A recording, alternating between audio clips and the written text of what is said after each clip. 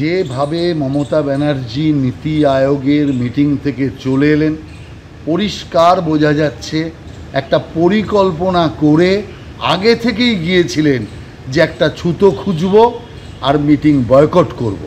5 minute time তো অনেক সময়।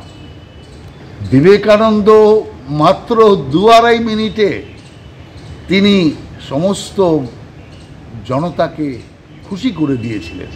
অতএব আমি মনে করি যে 5 মিনিট 7 মিনিট অনেক সময় আছে, এর তুচ্ছ কারণে পূর্ব পরিকল্পিতভাবে মমতা ব্যানার্জি ওখানে পৌঁছেছেন।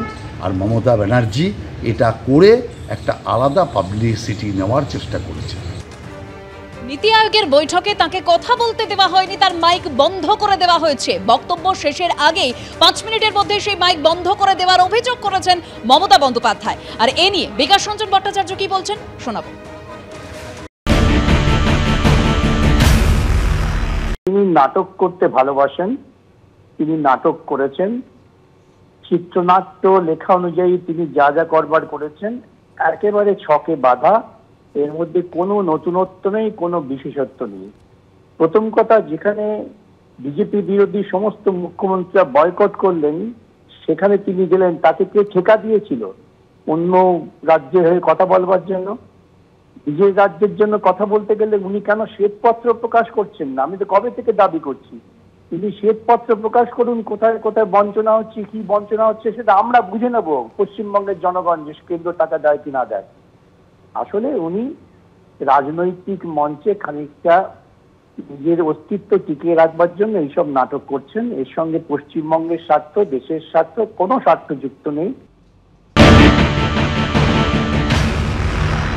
মমতা বন্দ্যোপাধ্যায় গিয়েছিলেন বাংলার দাবি নিয়ে, বাংলার বঞ্চনার প্রতিবাদ করতে। 10.5 কোটি লোকের জন্য মমতা বন্দ্যোপাধ্যায় বলবেন না তো কে বলবেন?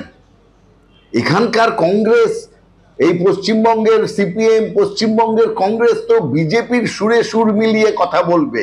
মমতা বন্দ্যোপাধ্যায় আজকে নীতি আয়োগের মিটিংয়ে গিয়ে এবং তারপরে বয়কট করে বেরিয়ে এসে যে বক্তব্য রেখেছেন যে এরা মাইক বন্ধ করে আজকে বিরোধীদের গলার স্বর স্তব্ধ করে দিয়েছে, এটা ভারতের গণতন্ত্রে যেরকম এমার্জেন্সির কথা বলা হয়, আজকের ঘটনা সেইভাবে একটা কালো অধ্যায় হিসেবে নরেন্দ্র মোদীর নামের পাশে ইতিহাসে থেকে যাবে।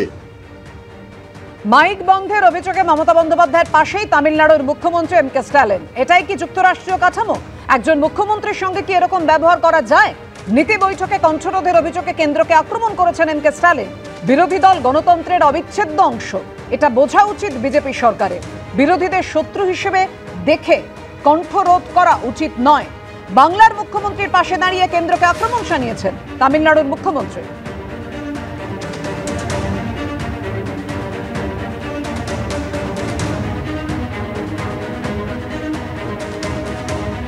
নীতি আয়োগের বৈঠক থেকে মমতা বন্দ্যোপাধ্যায়ের ওয়াকআউট প্রসঙ্গে কি বলেছেন আপনারা সঞ্জয় সিং দেখুন।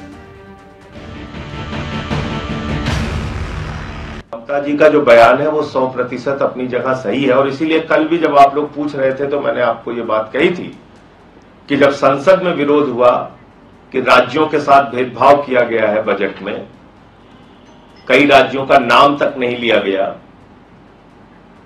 कोई धन आवंटित नहीं किया गया जिस हिसाब से उनको जरूरत थी, तो ये भेदभाव के खिलाफ जो प्रदर्शन हुआ था उसमें टीएमसी भी शामिल हुई थी।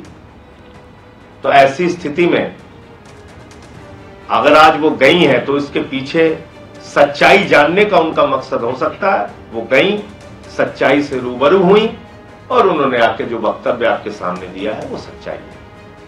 মমতা বন্দ্যোপাধ্যায় বলছেন, বাংলাকে বঞ্চনার অভিযোগে সরব হয়েছিলাম, আরো কিছু কথা বলতে চেয়েছিলাম কিন্তু বলতে দেওয়া হয়নি, মাইক বন্ধ করে দেওয়া হয়েছে।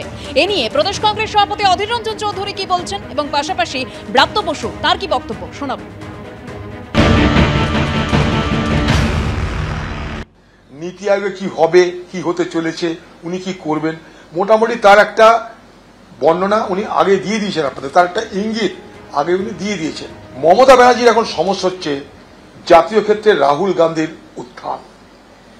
জাতীয় ক্ষেত্রে রাহুল গান্ধীর উত্থান মমতা ব্যানার্জি জানে, মমতা ব্যানার্জির প্রাণে, মমতা ব্যানার্জির মনে এক অদ্ভুত ঈর্ষার জন্ম দিয়েছে। তাই তাকে দেখাতে হবে যে তিনি জাতীয় নেত্রী হিসাবে আজও প্রাসঙ্গিক, তাই বাকি কেউ কিছু নয়, আমি মমতা ব্যানার্জি, আমি এখানটা সবকিছু পারি। তাই তোমরা কি করেছো না কিছু দেখার দরকার নেই। আমি বাইরে বলবো ইন্ডিয়া জোটের সঙ্গে আছি, কিন্তু ভিতরে আমি মশারির মধ্যে মশারি খাড়া করব।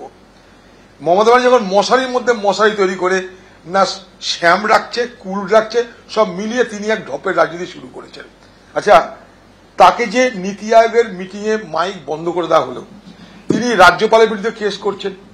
এবং আমি মনে করি যুক্তরাষ্ট্রীয় পরিকাঠামোর সব থেকে বড় আঘাত যদি একটা মুখ্যমন্ত্রীকে তাকে ডেকে তাকে কথা বলতে না দেওয়া হয়, তাহলে সেই যুক্তরাষ্ট্রীয় পরিকাঠামো যদি আঘাত হয়, মমতা ব্যানার্জি যদি সত্যি অপমান করা হয়, তিনি সে অপমানের প্রতিবাদ করতে সুপ্রিম কোর্ট যাচ্ছেন না কেন? এখানে অবস্থানে বসছেন না কেন? অনশনে বসছেন না কেন? খালি মাইকে বললে তো হবে না দিদি। দিদি তো এটা গতকালই এটা আশঙ্কা অনুভব করেছিলেন। দিদি এবং বাংলা এটা এখন সারা ভারতবর্ষে একটা সমার্থক শব্দ, অভিন্ন শব্দ। ফলে বাংলাকে বলতে দেওয়া হবে না, ন্যাচারালি দিদিকে বলতে দেওয়া হবে না, দিদির সময় কমিয়ে দেওয়া হবে।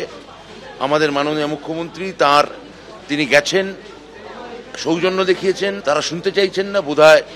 পরপর নির্বাচনের পরাজয়ের যে গ্লানি এবং অবসাদ সেটা তাদের গ্রাস করে আছে, এইটুকুই বলতে পারি।